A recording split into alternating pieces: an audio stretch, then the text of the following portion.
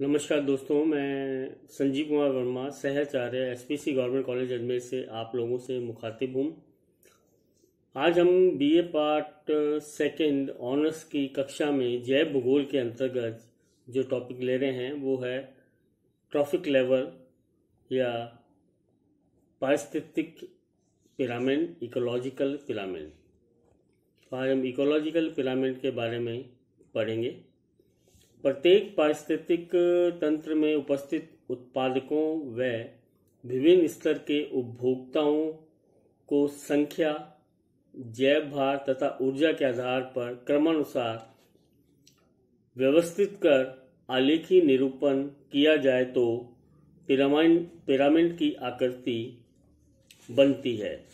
एक पारिस्थितिक तंत्र में अनेक खाद्य श्रृंखलाएं होती हैं, जिनके प्रारंभिक सिरे पर उत्पादक तथा अंतिम सिरे पर उपभोक्ता होते हैं।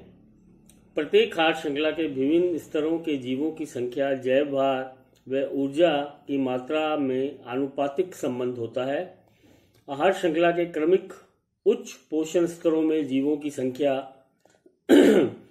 सकल जैव भार व ऊर्जा की सुलभता एवं पर्याप्तता में इस प्रकार ह्रास होता है कि उसका आकार पिरामिड जैसा बन जाता है, जिसे पारिस्थितिक पिरामिड कहते हैं। पारिस्थितिक वैज्ञानिक चार्ल्स एल्डन ने 1927 में पारिस्थितिक तंत्र की संरचना को समझने के उद्देश्य से पिरामिडों का आलेखी निरूपण किया था। ये 3 प्रकार के होते हैं। पहला, जीव संख्या पिरामिड या पिरामिड्स ऑफ नंबर्स। किसी पारिस्थितिक तंत्र के जीवों की मात्र संख्या को ध्यान में रखते हुए उत्पादक तथा प्रथम, द्वितीय व उच्च श्रेणी के उपभोक्ताओं को क्रम में व्यवस्थित करने पर जीवों की संख्या या संख्या पिरामिड बनता है। इनमें जीवों के आकार को ध्यान में नहीं रखा जाता, अर्थात चींटी हो या हाथी, सभी जीव संख्या एक ही मानी जाएगी। खाद्य श्रृंखला के विभिन्न पोषण स्तरों में जीवों की संख्या के संबंध में एल्डन ने स्पष्ट किया कि खाद्य श्रृंखला के आधार स्तर या प्रथम पोषण स्तर पर जीव अपेक्षाकृत अधिक संख्या में होते हैं तथा समोच्च या सर्वोच्च पोषण स्तर पर ये जीवों की संख्या कम होती है। सामान्यतः प्रथम पोषण स्तर में स्वपोषित प्राथमिक उत्पादक हरे पादप सर्वाधिक संख्या में होते हैं, जो कि एक पिरामिड के आधार के रूप में कार्य करते हैं। द्वितीय पोषण स्तर में शाकाहारी प्राणियों अर्थात प्राथमिक उपभोक्ताओं की संख्या उत्पादकों की अपेक्षा कम होती है। इनका आकार सामान्यतः पौधों से बड़ा होता है। तृतीय पोषण स्तर में मांसाहारी जंतु या तृतीयक उपभोक्ता आते हैं, जिनका आकार तो बड़ा होता है किंतु संख्या प्राथमिक उपभोक्ताओं से कम होती है।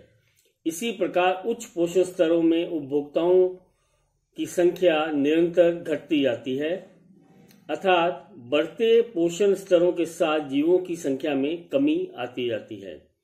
इसका आलेखी निरूपण किया जाए तो प्राय सीधा पिरामिड बनता है, जिसका आधार अत्यधिक चौड़ा तथा शीर्ष अत्यंत नुकीला होता है। घास स्थलीय पारिस्थितिक तंत्र, तालाब पारिस्थितिक तंत्र आदि इसके सर्वाधिक अच्छे उदाहरण हैं। ये आवश्यक नहीं है कि जीवों की संख्या के पिरामिड सदैव सीधे ही बने। वन पारिस्थितिक तंत्र में भिन्न स्थिति होती है। यहाँ पोषण स्तरों में जीवों अर्थात वृक्षों का आकार बहुत बड़ा होता है, अतः संख्या में कम होते हुए भी द्वितीय पोषण स्तर अर्थात शाक बक्षियों की अधिक संख्या को आहार प्रदान करने में समर्थ होते हैं। अतः यहाँ पिरामिड का आधार नुकीला होता है, किंतु द्वितीय पोषण स्तर पर शाकाहारी प्राणियों की संख्या बहुत अधिक होने से यहाँ पिरामिड सर्वाधिक चौड़ा होता है। पोषण स्तर 3 एवं इसके बाद जीवों की संख्या घटने से पिरामिड सामान्य अवस्था में नुकीला होता जाता है। यदि एक विशाल वृक्ष के पारिस्थितिक तंत्र का अध्ययन किया जाए तो जीव संख्या पिरामिड उल्टा बनेगा। परजीवी खाद्य श्रृंखला के पारिस्थितिक तंत्र का पिरामिड सदैव उल्टा बनता है। इसमें उत्पादक से उपभोक्ताओं की ओर जीवों की संख्या उत्तरोत्तर बढ़ती जाती है। एक बड़े वृक्ष पर निर्भर शाकभक्षी प्राणियों के शरीर अर्थात तृतीय पोषण स्तर पर परजीवियों की संख्या निर्भर करती है।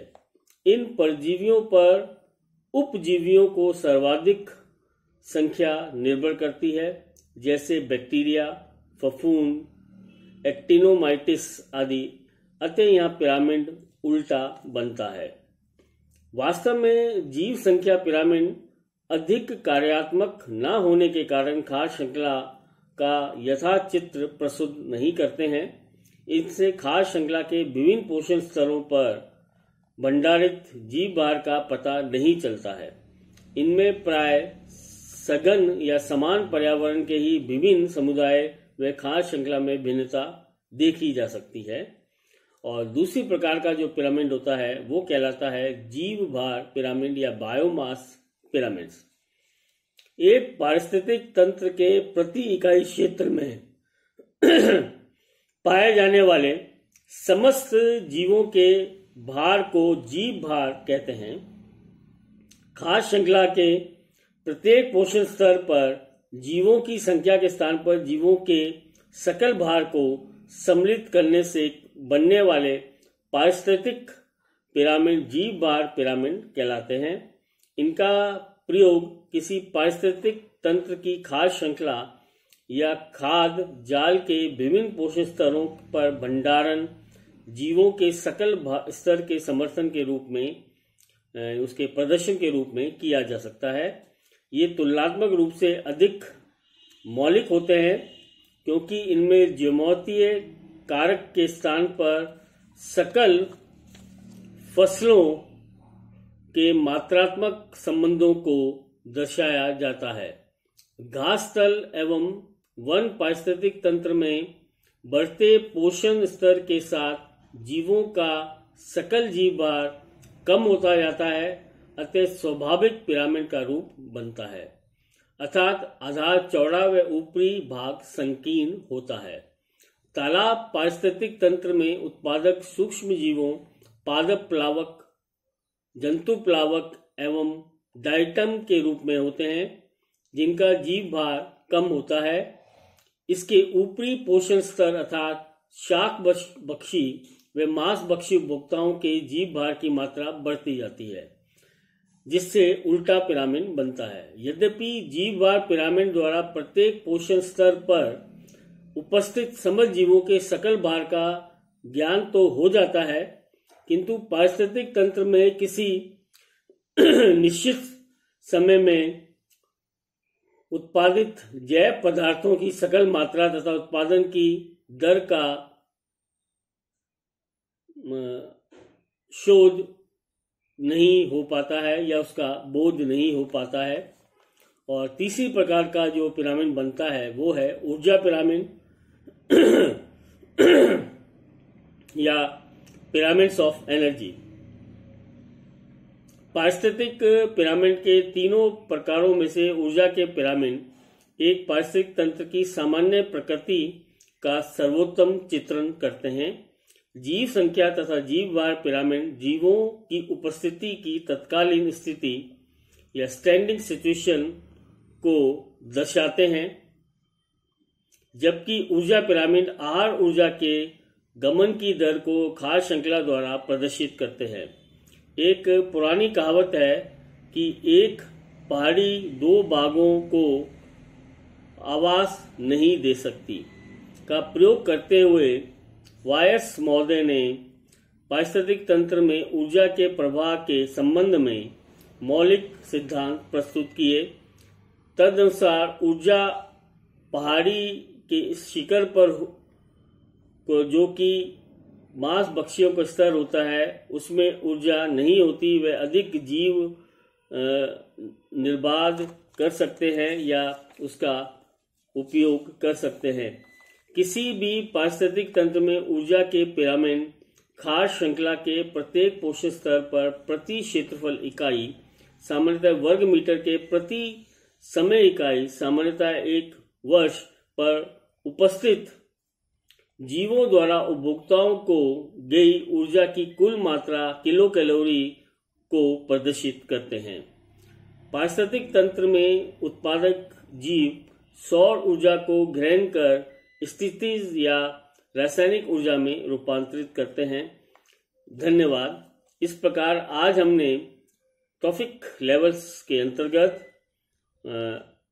आपके पिरामिड्स के बारे में पढ़ा या इकोलॉजिकल पिरामिड्स के बारे में पढ़ा। अगली कक्षा में हम अगला जो चैप्टर है, अगला जो टॉपिक है उसको लेंगे और वो है फूड चेन। इसके बारे में हम अगली कक्षाओं में चर्चा करेंगे। तब तक के लिए धन्यवाद।